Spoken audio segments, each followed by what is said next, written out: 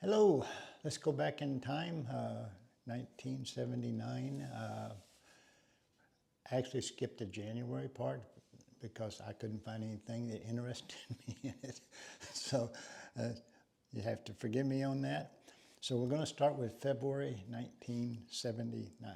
And the front issue here is Bobby Murray became the second angler to win two classics. I had won them in 1976 and 77, and this is 79, but of course the classic was in October of 78 that he won, being that they're still at that same time frame that the classics were back then.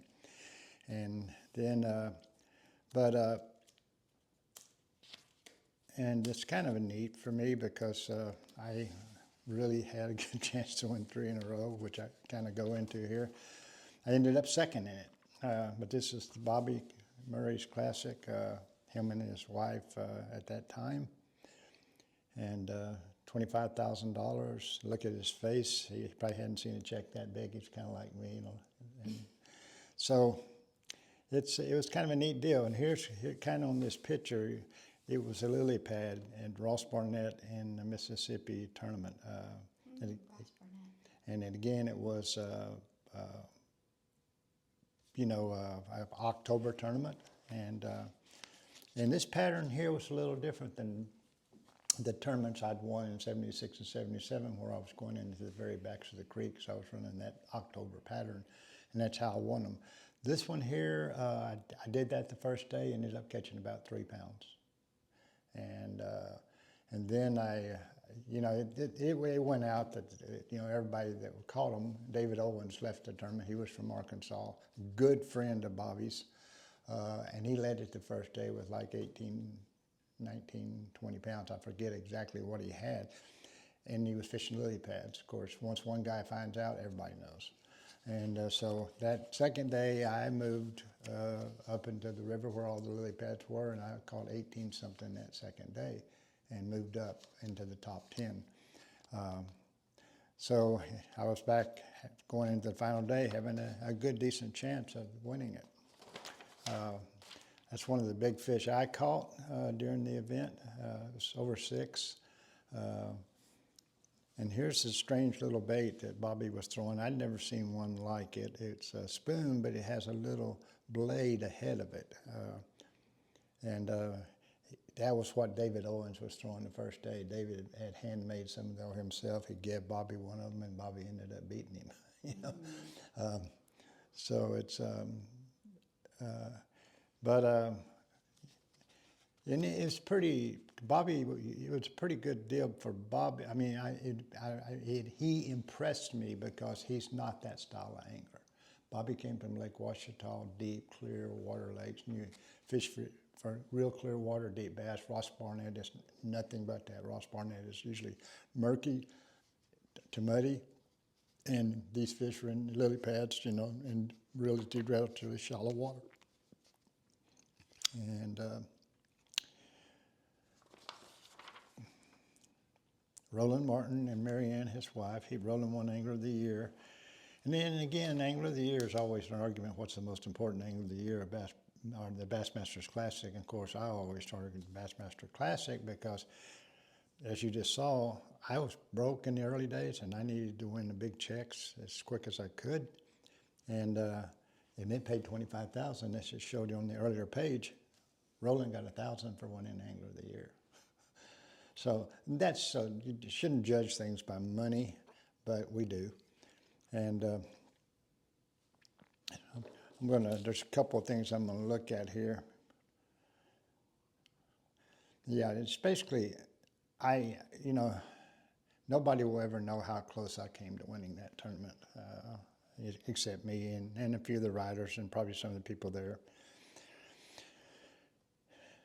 And of course, to illustrate what I just said about Bobby, he was a deep water Ouachita angler. And he always even made this statement when he had to go to Florida, having to fish shallow water. He basically said that there were times when I was sure if I don't live a good life, he would die and go to Florida.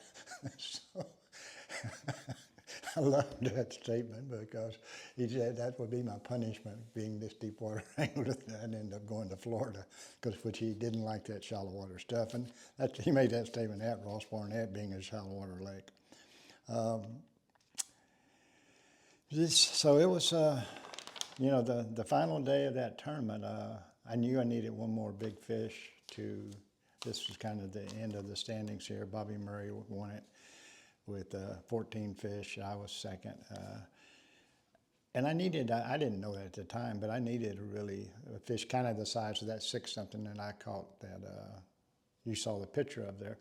But, and then about 2:30 that afternoon, I'm throwing the spoon up in the pads, and I was way back in them.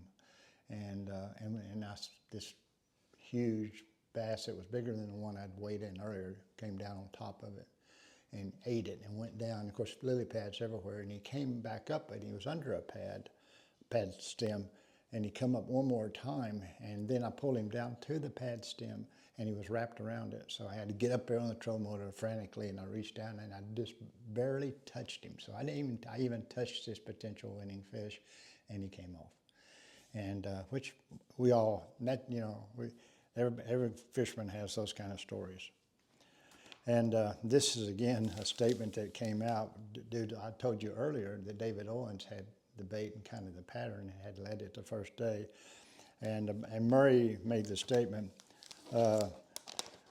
loose lips sink ships, they used to say during World War II. And Murray was afraid he had sunk his own when he'd started.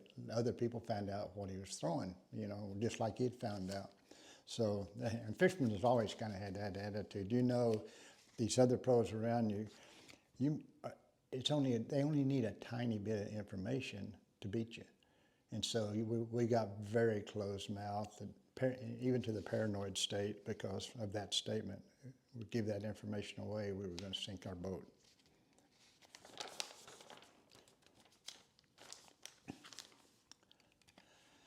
And this is something I just kind of want to point out because it's very obvious nowadays, is here's the all-time money leaders, and look, I'm already second. This is my 5th year. But what gave me that, over even Bill Dance, was the classic wins. That was where all the money was. And that's even true to this day. There's guys like Jordan Lee and those who, you know, they were winning $300,000 now, and they passed me almost overnight in the money standings due to the classic wins. So, my point is, we really shouldn't judge and measure anglers according to how much money they won, because I had 87,000.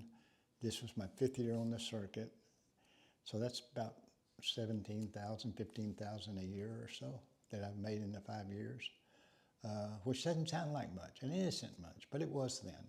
And it was, and then of course then you had all the sponsorships that came with the classics, and then it was significant for the times.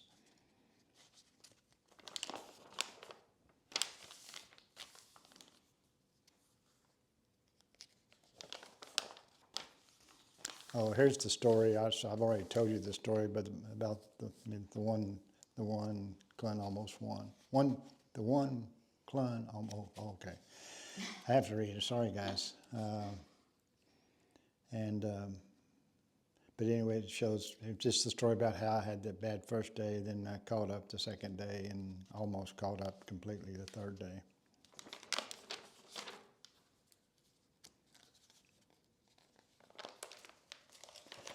This is, I know it's going to have to be somebody my age, but this guy had a tremendous influence on me. Everybody looks at me as a power angler because that's what I've always proclaimed. His name is Charlie Brewer. And Charlie Brewer, I'm sure is probably not alive now, but he's the one that became well known for this little finesse bait called a Charlie Brewer slider head. It's a little, you know, after a 1/8 ounce, but it's a flat head. It's not a rounded head, so it did all kinds of things when it was sinking, gliding down, and that bait was incredibly important to me in my early career, especially with the 10 fish and 7 fish limit, because on days it was really tough, I actually went to it on a 10-pound test mono line and a open face spinning reel, and finished a lot of my limits, which never got wrote about. People only write about the big ones. But surprisingly, my biggest bass for probably the first 10 years of my career was an 8-something that I caught on the Charlie Brewer slider head 4-inch worm.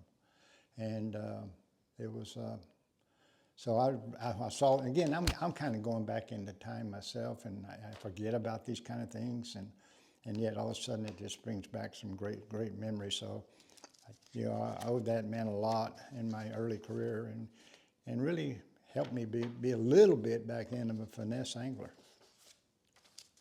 Because nowadays we're learning you better be both.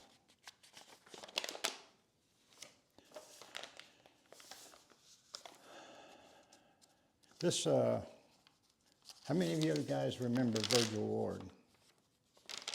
And this, you were turning pages. Said, how many of those you guys remember Virgil Ward? Well, he had a family, Bill Ward and his grandson, Greg Ward. And this article really is about fishing spinnerbaits, and it interviews several people here, obviously about the best way. Of course, that's my favorite bait, so I really went back to look at it. And of course, Jimmy was well known for fishing his spinnerbaits. And I'm trying to see, that's Ricky Green was obviously very well known for fishing spinnerbaits. Him and Jimmy, they were kind of buds, and they both really were one of the first anglers to stand and throw spinnerbaits. This is Bill Ward, Virgil's son, and he fished the circuit for several years. Him and his son both did. They were very good anglers and very nice people. Of course, Hank Parker was known for his spinnerbait fishing as well. And I got to find that. Sorry, guys, I'm going to flip back, but there's a picture of Greg and Virgil and Bill all together, which I think is neat. And of course, I'm not going to be able to find it, but okay, you'll just have to take my word for it. But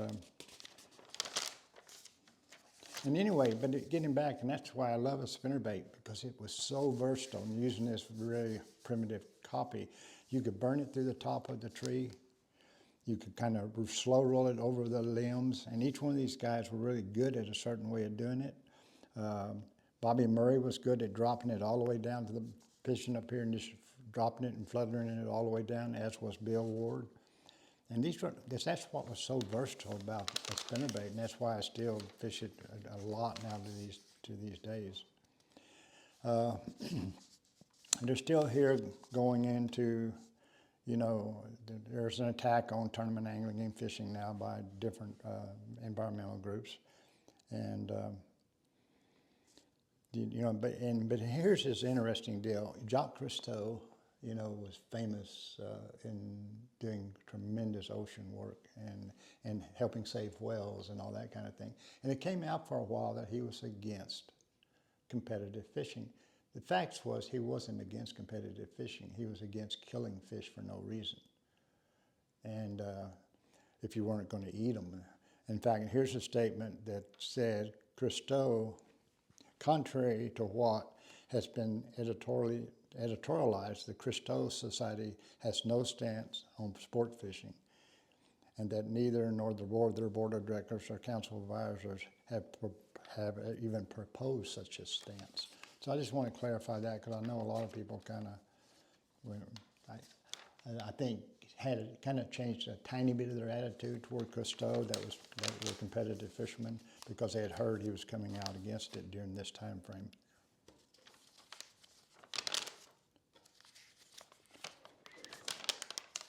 And one thing going through here I've noticed too, I keep looking, there's still no long-handled rods showing up. And I've been trying to wait and see when they show up, what year they really showed up. I know when I started using them, but there was no, so far we're 1979 and none have actually showed up. And here's my little brother, Randy Fight, won his first tournament that year. I'm still fishing tournaments to qualify for the next classic. And it was on West Point Lake, and he was the only angler that caught a limit every day. And he caught them fishing his way, which was electronically. They don't have a picture? Fishing deep. That's No, just so sad. yeah. Actually, Bassmaster did an okay coverage of tournaments, but it was really when Bass Times came out that they really started covering them in the right way and giving more information. Because they slowly realized that anglers, yeah, they like to read how I did, or Bill Dance did, or Roland Martin, or the Fager angler did, but they really wanted to see more of how you did it. Yeah. Not, you know, and that's when Bass Times came into Bass and really started giving us a lot more of that type of information. Well, that's February 1979.